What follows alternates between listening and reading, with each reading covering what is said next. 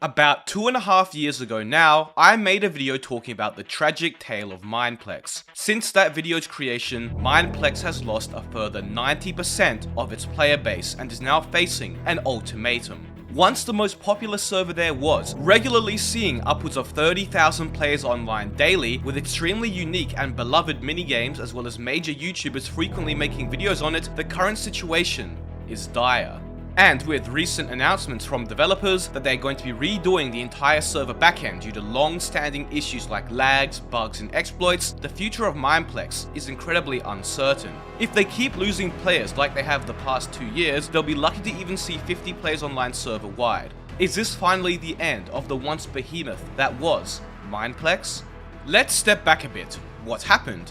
During 2015, Hypixel became a serious competitor for Mineplex. In June of that year, Mineplex actually set the record number of players online any Minecraft network ever, hitting over 43,000 concurrent players. They seemed unstoppable at the time, but it would be in this same year that things would begin to go downhill fast.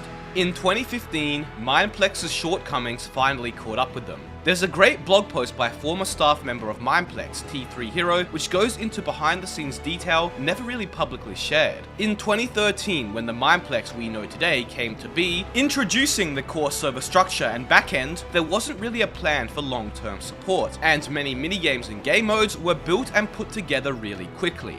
This meant that many game modes had little testing, leading to many issues becoming evident over time.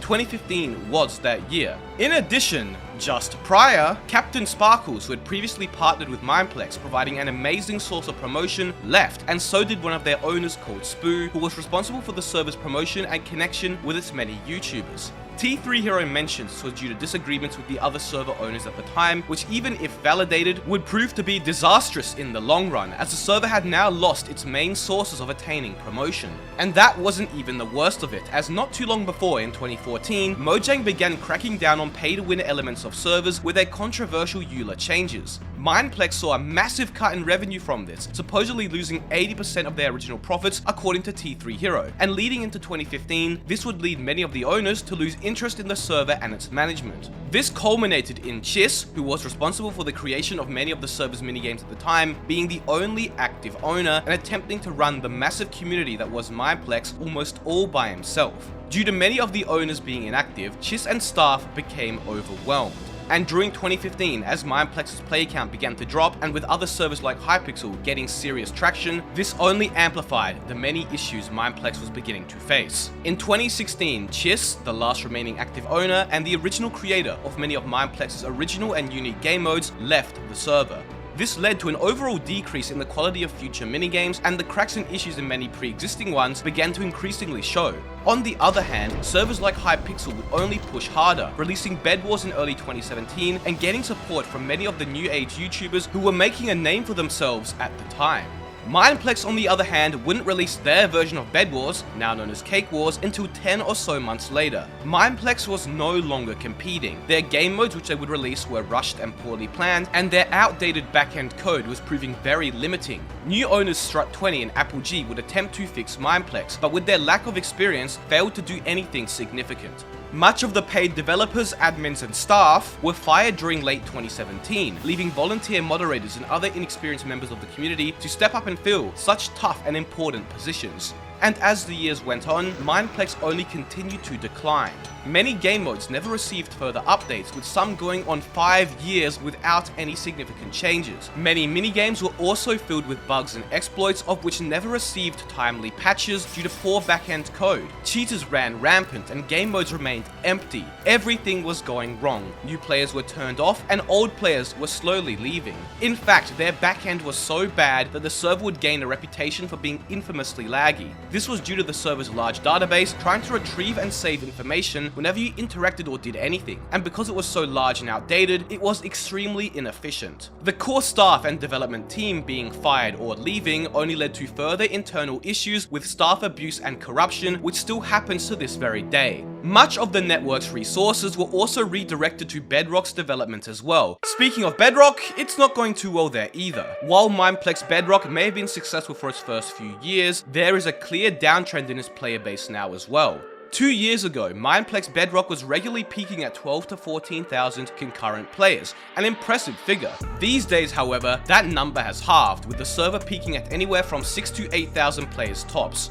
Mineplex Bedrock is beginning to face the same issues Java faced years ago. There are various forum posts from not even a month ago complaining about how Bedrock hasn't received many real updates or new content in over a year, and many of their game modes and features are really buggy with major issues. The lack of effort is finally becoming visible to players and is negatively impacting their game experience. Mineplex Bedrock at least still regularly hits player numbers in the thousands, but today, Java doesn't even get above 4 to 500, a far cry from the peak of 4,000 plus they were regularly attaining only 2 years ago now. In a span of just 2 years, Mineplex Java has lost 90% of its active player base, a truly frightening decay. However, there may still be a small light at the end of the tunnel. Earlier this year, Mineplex announced that their network was going to receive a massive backend recode. According to the post, the new backend beta server rebuilt the entire network with new servers, better queuing, and higher performance. This should improve the infamous Mineplex lag, as it means they likely fixed their old and inefficient database, while also dealing with some of the issues surrounding outdated code we mentioned earlier. A good sign for sure, as it means that previous bugs which had plagued game modes for months or even years at a time should be able to be fixed with greater efficiency now. Alex the Coder, who is one of Mineplex's lead developers, would even go on to mention that another reason for their infrastructure reconstruction is the fact that the network currently would not be able to handle large influxes of players from bigger YouTubers, which are an important source of promotion. Does this mean that Mineplex will once again begin looking to partner with YouTubers? This was critical to the server's original success, so hopefully that's the case. Furthermore, with this recode, they began work on a new game mode, Death Run, originally popularized by the Hive. The game mode is actually out now, and it's relatively enjoyable, very faithful to the original, but I personally don't think it's anything unique enough to attract hordes of players. A long-time player of the server and small Mineplex YouTuber Z Chris was able to get in contact with the current and long-time owner Defect7, who mentioned on Discord that there is a good chance more developers would be hired in the future for Java and Bedrock. But he also further mentioned that for Java, there's a good chance they'll have to bite the bullet and remove a few game modes to reduce maintenance costs, or simply let the server dwindle out and die. A bleak statement to say the least, as this basically confirms that if things don't go to plan, the Java server may be left to die forever. While Mineplex is finally looking to fix their many issues that have decayed the server to its sorry state today, is it too late? Here's the issue. Go back to 2014 and almost every big YouTuber who was playing multiplayer or minigames had played or promoted Mineplex at least once. These days, the new age of YouTubers don't even touch it, opting to play hypixel instead. Just type in Mineplex on YouTube, then hypixel, and you'll see the stark difference. These YouTubers aren't just going to magically switch to Mineplex upon the new backend release, or even new game modes either, because Hypixel's game modes such as Skyblock are just far too detailed, popular, and in-depth currently. Mineplex really needs something unique to get mainstream attention again, and that is not an easy task. Another issue Mineplex will face is that besides Hypixel, cross-compatibility is becoming increasingly common. This past year, we've seen Guise's prevalence increase drastically, and many servers around the 500 to 1000 player mark, who are healthy and growing, now support it. Mineplex is still split between Java and Bedrock, however, but with both on the decline now, and with resources divided between them, is this really the right way into the future? I honestly think that Mineplex Java needs Bedrock players to survive. Highly unlikely it will actually happen though, as it means forfeiting their partnership with Mojang, but it might be what's needed to bring Java Mineplex back to life. My server, og-network.net, as well as many other modern and upcoming servers, are all supporting Bedrock players now, many of which have never even touched or heard of Mineplex before. Furthermore, the soon-to-be Tubnet, featuring unique minigames, massive YouTuber backing, and Bedrock crossplay will likely only further push the nail in the coffin of Mineplex.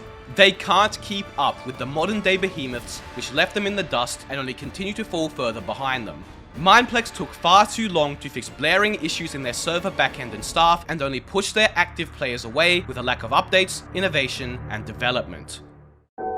Let me make something clear though, I don't hate Mineplex. The reason I'm so critical of the server is due to the time I've spent playing it. In fact, I even played the technical predecessor to Mineplex, NortMC or BetterMC, before it shut down to merge and become the Mineplex we know today. Many of the earliest videos on my YouTube channel, now private, Hey guys, What is up? were on Mineplex. The first successful videos on this channel were also on Mineplex. It's a server I hold very dear to my heart. So seeing how mismanaged, mistreated, and outright ignored many of its beloved game modes, communities, and staff were for so many years, to the point that the server has lost 99% of its once thriving player base, is saddening but rightfully deserved. Finally, after years of waiting, they are taking steps in the right direction, but it's probably too late. And now knowing that if plans don't succeed, Mineplex Java will likely see further losses, in the next few years, Mineplex Java may be no more. I hope you enjoyed this retrospect into Mineplex. Be sure to subscribe and help me get to 500k subscribers by the end of the year. Thank you all so much for watching.